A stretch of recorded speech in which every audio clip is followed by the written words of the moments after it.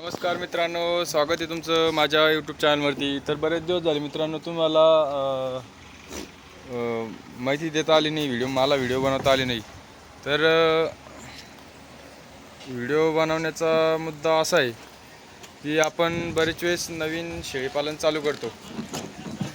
तर नवीन शेळीपालन चालू करणाऱ्याला पहिले प्रश्न असतो की ब्रीडिंग, म्हणजे त्याला माहितीच नसतं ब्रीडिंग मार्केट की कटिंग मार्केट का ईद मार्केट. तो काय करतो, आपल्यासारख्या ब्रीडिंग फार्मवाल्याकडून विकत घेतो शेळ्या किंवा पाटी. त्याच्या डोक्यात एकच असतं की यानं एवढं महाग विकलं तर आपण पण पुढे एवढं महाग विकायचं. तर त्यासाठी हा खास व्हिडिओ आहे. तर त्या माणसांनी पहिले डोक्यात घ्यायला पाहिजे की आपल्याला कटिंग मार्केट करायचं की ईद मार्केट की आपलं ब्रीडिंग मार्केट. तर तो काय करतो, आपल्यासारख्याच्या ब्रीडिंगवाल्याच्या फार्मवर येतो, तिथून खरेदी करतो. खरेदी केल्यावर त्या डोक्यात असतं की आपण पण एवढं महाग विकायचं, पण त्याला ते मॅनेजमेंट जमत नाही. तर सुरुवातीला सर्वप्रथम फार्म चालू करत असताना तर डायरेक्ट ब्रीडिंग मार्केटसाठी सुरुवात करायला नाही पाहिजे. कारण की ब्रीडिंग मार्केटसाठी सुरुवात करायची तर त्याला आपला माल पण तसा लागेल आणि ओळख पण तशी लागेल मार्केटमध्ये. तेव्हाच आपलं कुठं ब्रीडिंगसाठी शेळ्या वगैरे पिल्लं वगैरे विकता येईल. तर त्या व्यक्तीने तसं न करता की आपण लोकल मार्केटमधून शेळ्या विकत घ्यायच्या आणि एखादा ब्रीडिंगचा जो फार्म आहे त्या फार्महून मेल विकत घ्यायचा. म्हणजेच तो मेल विकत घेतल्यानंतर त्या आपल्या ज्या लोकलच्या शेळ्या असतात त्यांना क्रॉस करायचं आणि हळूहळू पुढं आपलं उत्पादन वाढायचं. आणि तुम्हाला सांगतो की जर तुम्हाला प्युअर ब्रीड वाढवायची तर एखादी मादी घेऊ शकता, फिमेल घेऊ शकता. पण सर्वप्रथम माहिती नसताना म्हणजे माहिती असली तर घ्यायला काय हरकत नाही. ज्यांना माहिती नाही त्यांनी म्हणजे असं नाही घेतलं तरी चांगलं आहे. कारण की त्याला असं वाटतं की हा एवढा महाग विकतो, मग आपण आपलं पण एवढं महाग विकायला पाहिजे. तर असं न होता, कारण की तो जेवढा महाग विकतो त्याच्यामागे त्याचे कष्ट पण भरपूर असतात. तो किती दिवसापासून काम करतो, ब्रीडिंग कशा प्रकारे करतो, कशा प्रकारे सर्व काही लक्ष असतं त्याचं इन ब्रीडिंग होण्याचं. परत बरंचसं हे असतात त्याचं पूर्ण लक्ष ठेवलं जातं, तेव्हाच पुढं ब्रीडिंग फार्म हा रन केला जाऊ शकतो. आपल्याला जर नवीन फार्म चालू करायचा, नवीन शेळीपालनामध्ये नवीन ज्यांना फार्म चालू करायचा त्यांनी तर मला तर वाटतं सुरुवातीला पहिले लोकल घ्यावी.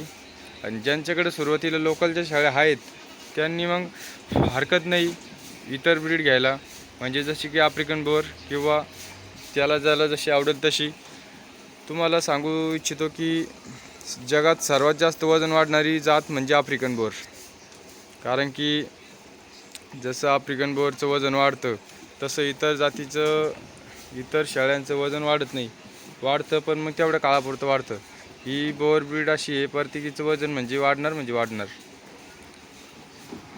आणि इतर ब्रीड कसं आहे, दिसायला ॲक्टिव्ह असती, पण मग दिसायला ॲक्टिव्ह असली म्हणजे आपलं पुढं मांस भेटत नाही. शेवट कटिंगच होणार आहे. तर कटिंगसाठी आपल्याला तब्येत बनायला पाहिजे. ज्यांची तब्येत चांगली तेच मार्केटमध्ये आपल्याला पुढं टिकणार आहे. तर त्यासाठी आपण असं करायला पाहिजे. तर बरेच जण असे नवीन ब्रीडिंगवाले आपल्यासारख्याचे ऐकतात आणि ते ऐकतात ज्यानं 700 रुपये किलो विकलं त्याने 750 रुपये किलो विकलं. 750 रुपये किलो काय विकतोय ते त्याच्याकडे लक्ष द्या.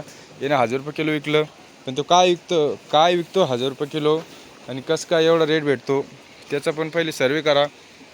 नाहीतर काय आहे, समोरच्यानं 1000-1500 रुपये किलो विकलं, तो काय म्हणतो 1000 रुपये किलो याचं मटण कोण खाणार आहे. सगळ्यात पहिले त्याचा प्रश्न असतो की 1000 रुपये किलोचं मटण कोण खाणार आहे.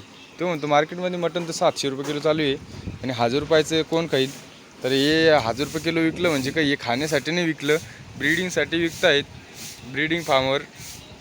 तेव्हा हे आपण सगळ्यात प्रथम लक्षात घ्यायला पाहिजे. कारण की हे नवीन व्यक्तीच्या लक्षात बसत नाही.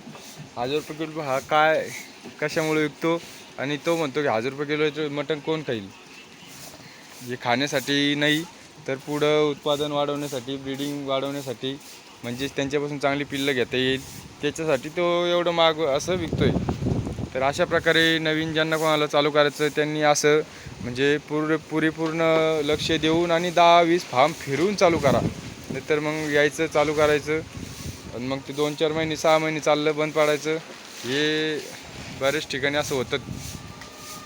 तर ठीक आहे, आपण असे आता वेळोवेळी व्हिडिओ बनवायचो. पुढचा व्हिडिओ आपण बोकड पालनावर बनवणार आहे. ज्यांना कोणाला शेळीपालन चालू करायचं त्यांनी 10-20 फार्म फिरा, मगच चालू करा. धन्यवाद.